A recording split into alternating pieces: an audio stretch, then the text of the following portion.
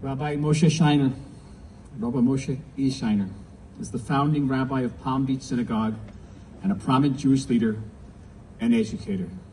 Kavod Rav.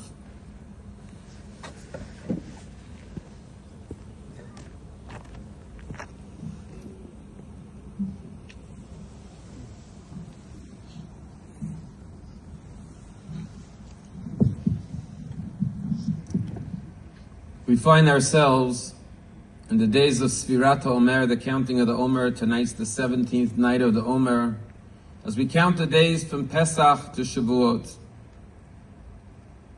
And as we sat at the Pesach Seder just over 2 weeks ago, we sang the Dayenu song. And in the Dayenu song we said, Ilu karvanu lifnei har Sinai v'lo natan alonu et ha-Torah dayenu. Had Hashem, had God brought us to Mount Sinai and not given us the Torah, it would have been enough. And the Ishbitzer Rebbe asks, how can we say that had God brought us to Mount Sinai and not given us the Torah at Har Sinai, it would be enough? And he answers that it says that when the Jewish people came to Har Sinai, Vayichan Sham Yisrael Neged Ahar, the Jewish people dwelled facing the mountain, Ki ish echad belev echad, like one person united with one heart. And therefore, says the Ishbitzer, had we come to Mount Sinai, Ki ish echad, and stood like one person with one heart, Dayenu, that would be enough. And that is why when Avraham Avinu was told, Lech Lecha, come to this land of Israel, Hashem told him, Harba arba zaracha, I will multiply your seed, Kekochvei hashemayim, to be like the stars in the heaven, V'kachol asher asvat hayam, and like the sand on the seashore. And the question is, why did Hashem have to give Abraham two promises, two analogies, like the stars in the heaven and the sand on the seashore? Furthermore, we know there are way more stars in the heaven than all the sand on the seashores. And the answer is that there's a difference between a star in the heaven and a sand on the seashore. You see, each star has its own unique light. And Hashem was telling Abraham, every Jew, every one of your descendants will be a star in the heaven, a hero, but at the same time like a sand on the seashore. One speck of sand has no value, has no might, has no worth.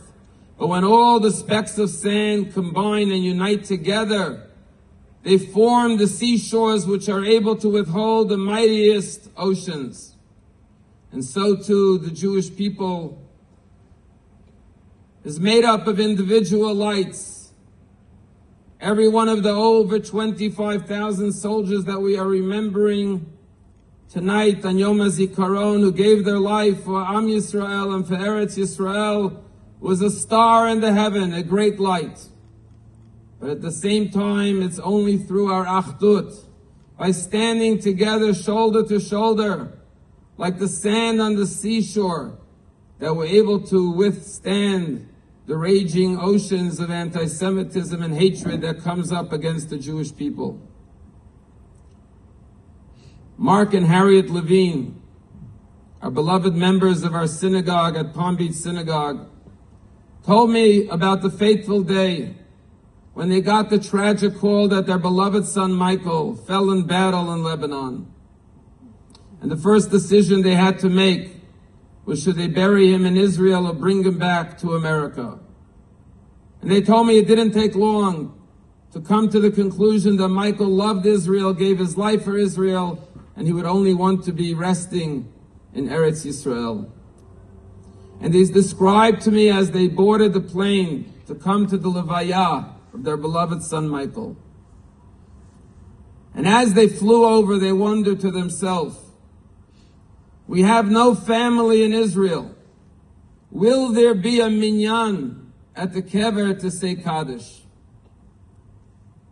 They were picked up at Ben Gurion Airport and brought straight to Har Herzl, and it was on the day of Tisha B'Av, the saddest day on the Jewish calendar.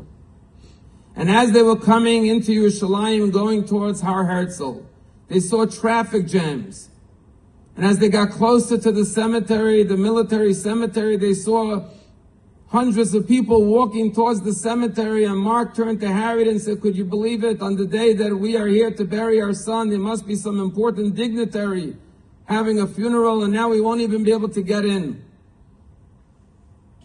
But how surprised they were when they realized that all these thousands of people flocking to Har Herzl heard about a lone soldier from Philadelphia, Michael Levine, who left his family and came to Israel to defend and protect Am Yisrael.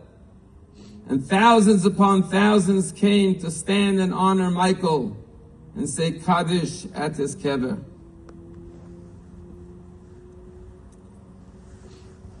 I'm here with a delegation of the Palm Beach Synagogue, 35 members who traveled to Poland for Yom HaShoah and arrived here yesterday for Yom HaZikaron and Yom HaAtzmaut. And having stood on Yom HaShoah in Majdanek and gone to Auschwitz and the Birkenau, this day takes on special meaning and significance. And I'm reminded of the prophecy of Yeshayahu, where he talks about the Yemot HaMashiach, the days of Mashiach, the arrival of Mashiach, the era of Mashiach, the era that we are currently in. And Yeshayahu Hanavi says, Kumi ori kiba orech ukvod Hashem alayich zarach. Arise, shine. The honor of Hashem has descended upon you and shining upon you. And then he says, Si'i saviv einayach uri'i. Raise your eyes and look around.